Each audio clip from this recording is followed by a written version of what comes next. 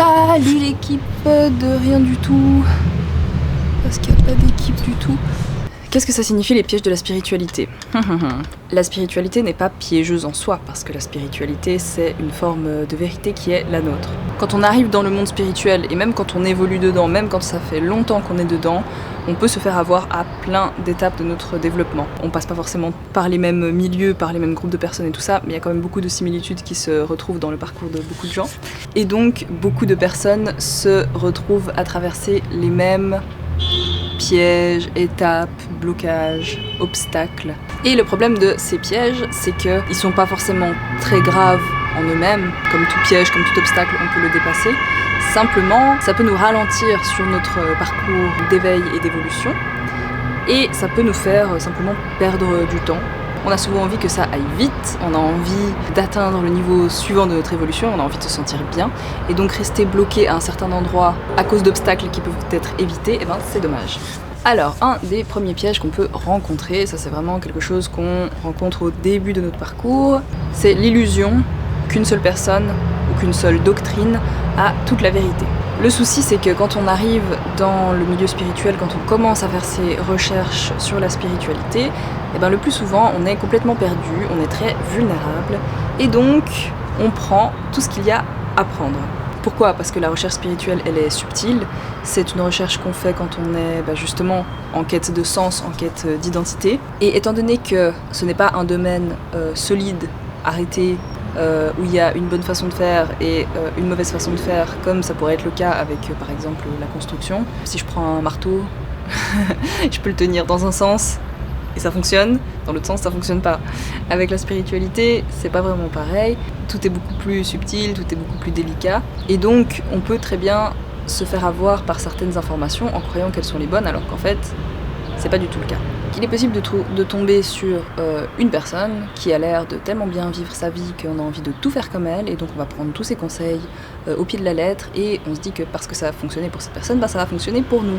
D'ailleurs, c'est un biais qu'on peut trouver dans beaucoup de milieux, comme le sport, l'éducation des enfants, enfin tout ce qui est finalement humain et personnel, on peut très bien se faire avoir parce qu'on voit une figure qui arrive bien d'une certaine manière, et donc on a envie de tout faire pareil. Après, il y a aussi certaines religions qui ont la cote dans le milieu spirituel, le bouddhisme, l'hindouisme, qui ont énormément de ressources et qui sont très très justes sur beaucoup de points, mais qui ont aussi leurs limites. Et le souci, ce serait en fait de s'enfermer dans cette unique source d'information, et puis du coup de pas aller voir au-delà, et puis surtout de limiter son identité à uniquement ça en fait, et puis du coup de complètement tomber dans un cadre arrêté, alors que c'est tout l'inverse de la quête spirituelle qui est une découverte de soi et de qui on est et de notre propre vérité. Après ça, c'est dans le cas où on tombe sur des personnes ok, mais il y a aussi le problème, celui où on tombe sur des personnes qui sont soit pas bienveillantes, soit qui ont des mauvaises informations. Pareil, on les considère comme des guides ultimes, et du coup on fait des bêtises. Parce que c'est des mauvaises sources d'informations, et parce qu'il existe aussi des personnes qui sont extrêmement mal intentionnées et qui profitent du fait que les personnes dans les milieux de la spiritualité, de la médecine traditionnelle et tout ça, sont des personnes vulnérables, et donc ils vont leur soutirer de l'argent, ils vont les abuser psychologiquement, sexuellement, les faire rejoindre des sectes, enfin il y a des vraies choses graves qui se passent. Donc comment éviter ça ? Il faut d'une part multiplier ses sources, c'est-à-dire que même si on trouve une personne, un livre, une doctrine qui nous a l'air très très bonne et très complète, il faut toujours aller chercher plus loin, chercher d'autres sources, comme de nouveau dans beaucoup d'autres domaines de la vie. Il faut mettre les informations qui nous sont données à l'épreuve, c'est-à-dire à l'épreuve de la vie et à l'épreuve de nous-mêmes avant tout, parce que, encore une fois, la spiritualité est une quête de vérité personnelle. Ce n'est pas parce que quelqu'un donne un conseil que ce conseil est absolument applicable à qui l'on est, au stade de développement auquel on en est. Oser tester par soi-même, et il faut oser ressentir pour soi-même. Parfois on n'a même pas besoin de tester, on entend une information et on sent qu'elle est bizarre. Vous allez recevoir une quantité d'informations, de théories, de rituels, de symboliques, de conseils, enfin une montagne infinie d'informations sur comment pratiquer la spiritualité, comment être spirituel, comment devenir plus spirituel, comment se connecter aux esprits de la nature, comment... Et c'est impossible de différencier le juste du faux si vous ne prenez pas le temps de vous connecter à l'information que vous recevez, à ce que vous ressentez vis-à-vis de cette nouvelle information. C'est le cœur de la spiritualité et du développement spirituel, de passer par soi-même, de revenir à soi. Comme je l'ai dit dans ma première vidéo, pourquoi la spiritualité, que vous pouvez aller voir, je vais essayer de mettre le lien là en dessous. C'est le cœur du chemin spirituel que de simplement ressentir et de revenir à soi et de revenir à sa propre compréhension des choses. Donc vous ne pouvez pas, par définition, prendre ce qu'on vous dit tel quel. Donc voilà, prenez le temps de ressentir l'information. Prenez le temps de comprendre ce que ça crée en vous. Après, c'est un apprentissage assez fin de savoir différencier ce qui sonne faux chez nous parce que c'est réellement désaligné, ou ce qui nous semble désagréable parce que justement ça pourrait faire partie de notre développement. Mais étant donné que ça nous fait sortir de notre confort habituel et de nos schémas habituels, eh ben ça nous semble désagréable et on n'a pas envie d'essayer. Mais vraiment, la meilleure chose à faire, c'est surtout de multiplier ses sources, oser aller chercher toujours plus loin. Donc si vous vous intéressez au bouddhisme, intéressez-vous à l'hindouisme. Si vous vous intéressez à l'hindouisme, intéressez-vous au bouddhisme. Dans tous les cas, intéressez-vous aussi au christianisme, parce qu'il y a des choses très intéressantes. Et puis finalement, tout se recoupe quand on s'y intéresse un petit peu. Il y a énormément de similitudes et la seule différence, finalement, c'est les noms qu'on a donnés aux choses en fonction des cultures dont on vient, en fonction de notre cadre de référence de base. Et puis, franchement, utiliser la technologie à bon escient, que ce soit sur Instagram, sur YouTube, franchement, les algorithmes sont très bien faits. Et quand on commence à s'intéresser un petit peu à ces milieux, quand on commence à regarder des vidéos, écouter des podcasts, on a tellement de très très bonnes suggestions qui sont faites qu'il faut oser aller cliquer et découvrir des choses. Utilisez ChatGPT aussi. Si vous avez un domaine particulier qui vous intéresse dans la spiritualité, posez-lui un petit peu des questions, posez-lui des questions sur les thèmes qui y sont associés, tout ça. Et franchement, ça peut vous ouvrir des portes. Il ne faut pas en faire votre seule source d'information, mais il a une connaissance extrêmement large et il peut vous aider à explorer un peu plus largement un domaine et après à vous intéresser à certaines niches spécifiques de ce domaine. Voilà, et pour parler de l'aspect peut-être plus symbolique et énergétique de cette question, pourquoi est-ce qu'il faut multiplier ses sources et continuer de s'informer ? C'est parce que c'est aussi la dynamique de la vie de faire ça.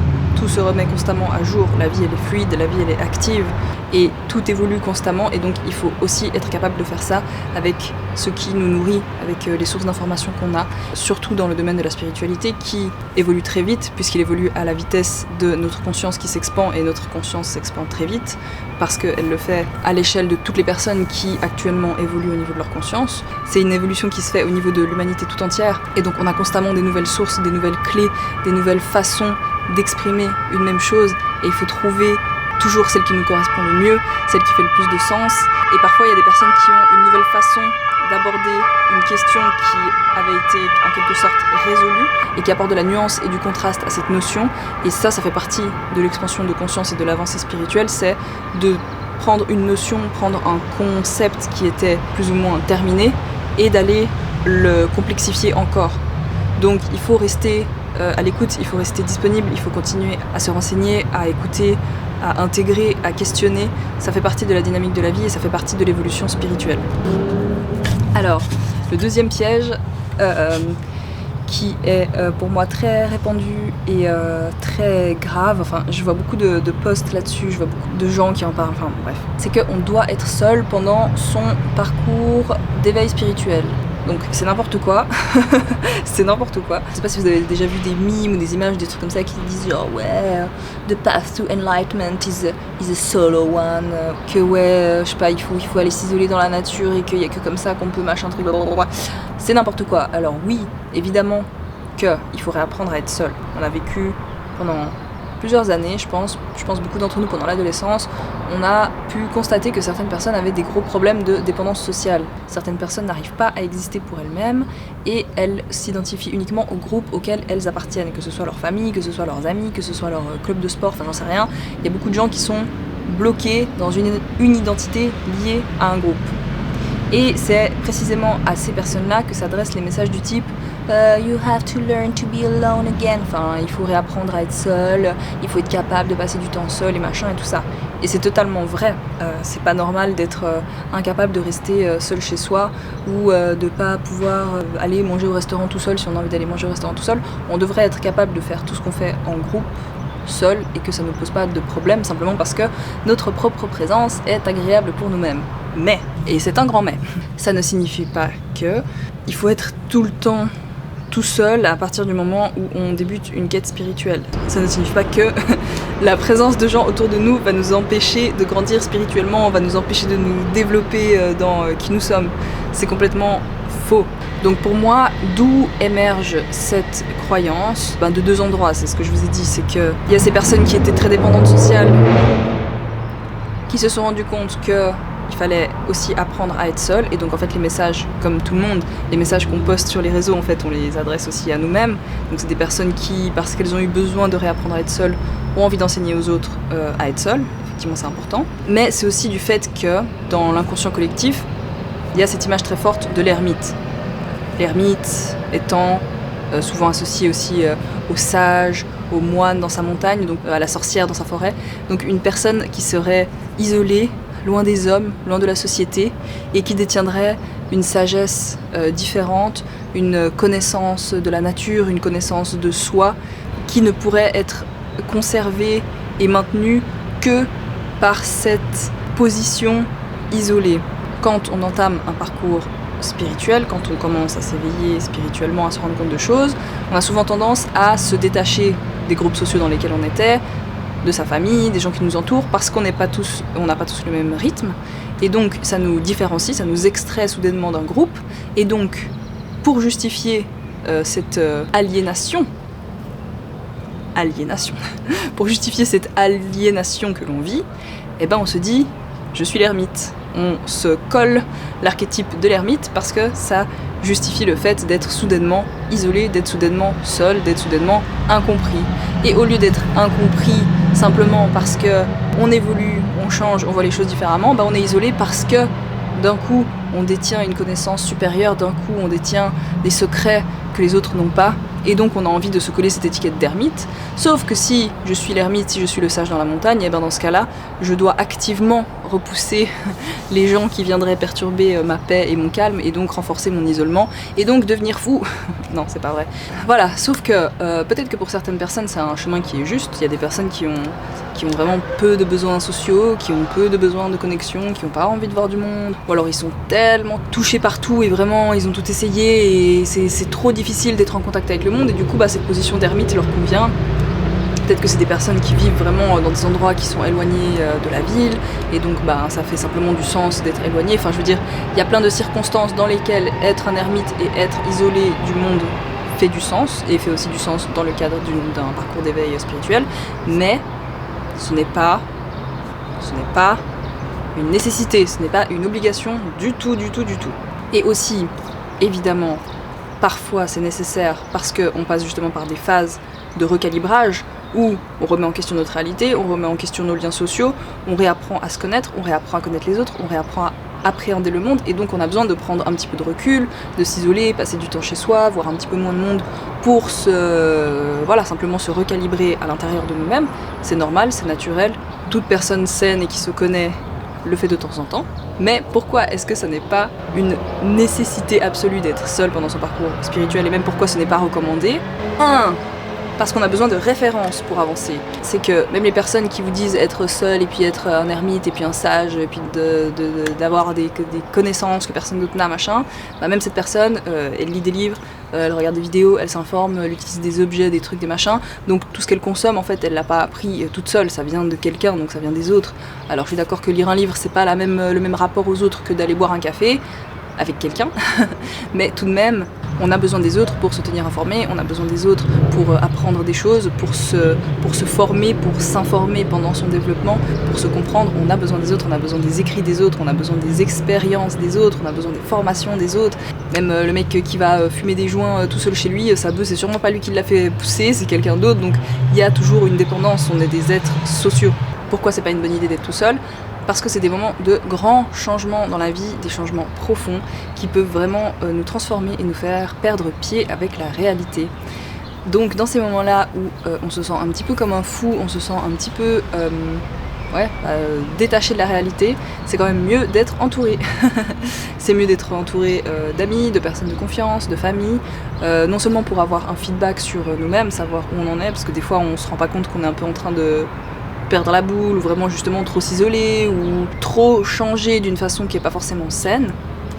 Après, les personnes peuvent aussi nous donner des feedbacks qui sont pas représentatifs de la réalité. Peut-être qu'un parent qui ne comprend rien à l'ouverture spirituelle de son enfant va pas forcément comprendre ce qu'il traverse à ce moment-là. Donc il faut aussi choisir les personnes vers qui on va dans ces moments, évidemment. Mais donc ça peut être une communauté spirituelle qui traverse la même chose, ça peut être des gens sur internet, ça peut être vraiment un ami de confiance qui va pas nous juger, ça peut être un frère ou une sœur. Donc voilà, il faut être entouré pour avoir un peu une référence, un feedback sur comment on est, et puis pour partager son expérience, pour pouvoir discuter de ce que l'on vit, simplement parce que ça fait du bien, simplement parce que parler c'est un besoin presque physiologique. Et parce qu'on peut aussi traverser des moments très très sombres où on a un petit peu envie de mourir. C'est quand même plus chouette d'être entouré quand on a un peu envie de mourir. Et donc, ça peut nous éviter de passer à l'acte. Et ça peut aussi, même si ce n'est pas directement dit, ça peut nous créer un cadre qui nous pousse à ne pas le faire. Parce qu'on se dit que ces personnes tiennent à nous. Et si on s'isole complètement de ces personnes, eh ben, on peut être plus poussé à croire que ces personnes ne tiennent pas à nous. Donc c'est important de rester quand même proche des gens les plus proches. Et le dernier type de personnes dont on peut s'entourer, c'est des thérapeutes, magnétiseurs, des hypnothérapeutes, des lecteurs de cartes, enfin je veux dire, toutes des personnes qui sont déjà un petit peu plus proches de ce milieu, qui peuvent vraiment comprendre ce qu'on traverse, et vraiment ouais, des accompagnements thérapeutiques, que ce soit en psychothérapie. Je suis pas fan de la psychothérapie, mais je sais que ça aide beaucoup de monde. Sinon tous les types de médecine alternative, allez-y à la paix. Parce que c'est quand même des gens qui ont des réponses, c'est quand même des gens qui touchent à des domaines plus subtils qui sont les domaines auxquels on est en train de se connecter. Donc ça fait du bien d'avoir ce genre de références et ce genre de personnes avec qui partager. N'hésitez pas, allez-y. Mais choisissez bien, idéalement, sur recommandation de vos amis, de vos proches. N'allez pas sur internet et cliquez pas sur le premier nom parce que c'est pas forcément le mieux. En général, les très bons thérapeutes, vous les avez au bouche à oreille et ils n'ont pas besoin d'avoir une grosse présence sur le net. Voilà, donc ça je pense que ça va constituer ma première vidéo sur les pièges de la spiritualité. Ça fait déjà 2 pièges, ça vous fait déjà beaucoup de matériel à explorer. Ça peut sembler bête dit comme ça, hein. Oui, ben n'ayez pas qu'une seule source d'information, multipliez-les. C'est logique, tout le monde le sait, c'est le cas, on nous le dit depuis qu'on est à l'école, qu'on fait des exposés, machin truc. Mais c'est pas si simple quand on commence, quand on est perdu, qu'on tombe sur un mec, une meuf, quelqu'un qui nous semble top, ça peut être difficile de s'en détacher après, parce que après on tombe sur un autre conseil, ah oui mais machin, il a dit que c'était comme ça, ta. Donc voilà, gardez ça à l'esprit. Et deuxième point, ne pas s'isoler, ça peut sembler bête aussi, mais c'est important. Restez entourés, gardez une proximité avec les personnes que vous aimez le plus, avec celles qui vont pas vous juger. Prenez du temps pour vous quand c'est vraiment nécessaire, mais gardez quand même contact avec les gens et osez parler de ce que vous traversez. Le monde s'ouvre quand même de plus en plus à la spiritualité. C'est pas le cas partout, c'est pas le cas dans toutes les générations, j'en conviens. Mais il y a quand même beaucoup d'informations sur internet, il y a beaucoup de personnes qui s'ouvrent à ces domaines-là. Il y a toujours moyen de trouver quelqu'un avec qui parler, avec qui se connecter, que ce soit sur Instagram, sur Facebook. Bon, sur Facebook c'est un peu des vieux, mais bon, même sur des forums, en dessous de vidéos qui vous plaisent, essayez de trouver des gens, sur les pages d'astrologie, essayez de demander qui a le même thème natal que vous, ça peut vous faire des connexions directes, enfin, il y a plein de façons de trouver des gens avec qui rester en contact. Vous pouvez m'écrire un petit commentaire si vous voulez qu'on discute aussi, ou si vous voulez que je vous dirige vers des superbes sources d'informations, c'est avec grand plaisir. Donc voilà, je crois que ce sera tout pour cette première vidéo sur les pièges de la spiritualité. J'espère que c'était suffisamment exhaustif. Bref, vous avez compris. Si vous n'avez pas compris, écrivez-moi en commentaire. De toute façon, c'est la première vidéo d'une longue série sur les pièges de la spiritualité. Alors je vous dis à bientôt, merci d'avoir regardé cette vidéo et abonnez-vous si vous avez bien aimé. Bisous.